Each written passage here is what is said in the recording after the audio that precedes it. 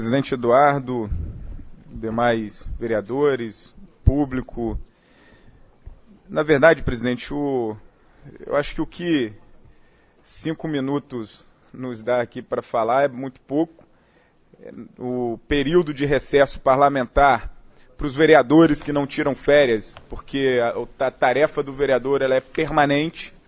Assim que toma posse, é 24 horas por dia e 365 dias por ano, que ouve a sociedade, conversa, dialoga, vê os problemas. Não existe recesso para os problemas da cidade, não existe recesso para buscar soluções para as questões da cidade.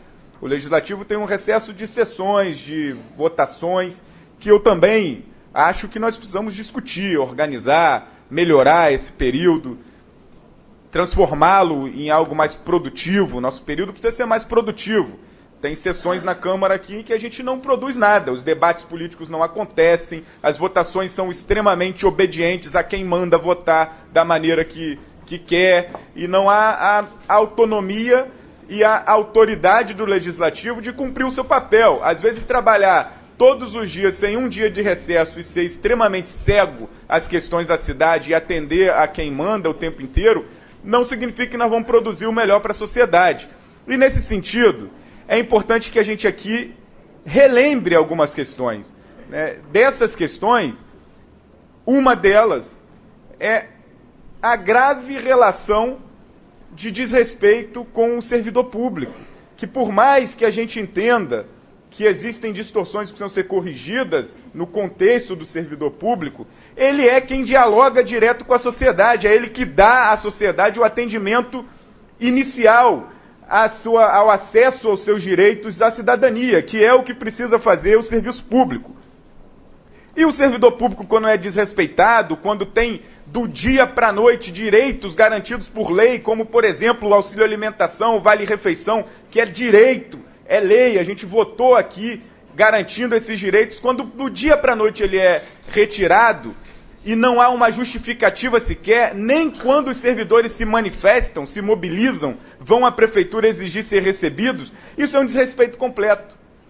E para piorar a situação, a gente, além desses desrespeitos de quem governa com quem precisa ajudar no governo, que é o servidor público, a gente vive uma distorção imensa na sociedade, uma sociedade extremamente doente, uma sociedade que a gente vê dia após dia as questões se explodindo por aí. A violência, toda a discussão da polícia militar, das greves, do Espírito Santo, que também agora está chegando para o Rio de Janeiro, mas que não se pode fingir que nós não temos problemas aqui para a gente cobrir problemas dos outros. E pior, nós entendendo que a segurança pública é problema de todos nós, no contexto de sociedade, o problema da Prefeitura de Macaé é atender quem imediatamente ela precisa atender, que é o servidor público, a princípio, com dinheiro público, para pagar salário, para pagar direitos.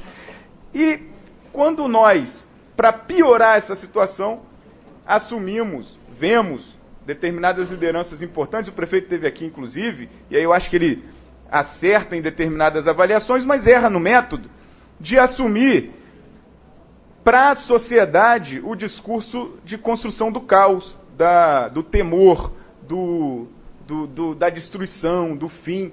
Gente, a sociedade está doente, a sociedade não se pode mais entender que quando não tem polícia ela pode saquear supermercado, quando não tem polícia ela pode matar o outro.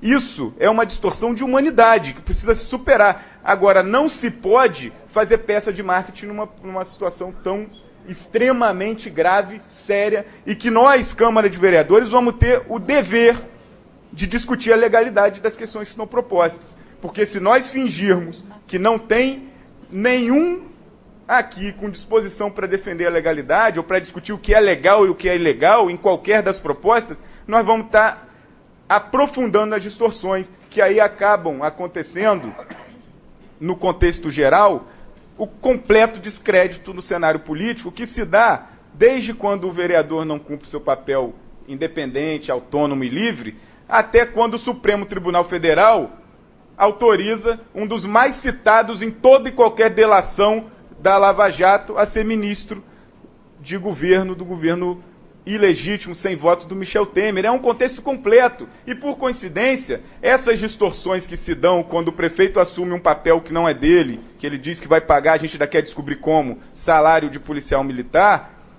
é porque existe um contexto partidário e aliado de um governo federal do PMDB, com o governo do estado do PMDB, com o governo do município do PMDB. Se a exceção vira regra, essa Câmara não vai ter muita função. A gente vai ficar aqui o tempo todo se perguntando o que a gente precisa fazer. E para concluir, uma outra crise que nós vivemos nesse período de recesso foi a crise do transporte público. Greve de ônibus, paralisação de ônibus, problemas nos terminais, que não mudaram do final do período de mandato passado para o de cá. E aí a gente está reapresentando um requerimento aqui, solicitando aos vereadores as assinaturas para a gente discutir, votar e espero que aprovar e instaurar a CPI para discutir as questões do transporte público, o monopólio, o sistema do transporte, os terminais. Vereador, para concluir. Ele está abandonado e que a gente não pode deixar de esquecer que todos os dias que a gente passa pelo Miramar, a gente vê aquele monumento que precisamos dar respostas à sociedade. Então a gente tem muito debate para discutir aqui, presidente. Eu acho que esse período legislativo que se inicia hoje vai ter para as próximas sessões muita discussão e a cidade precisa disso e eu torço e espero que essa Câmara tenha, de fato, a independência e a liberdade de fazer os grandes debates. Muito obrigado.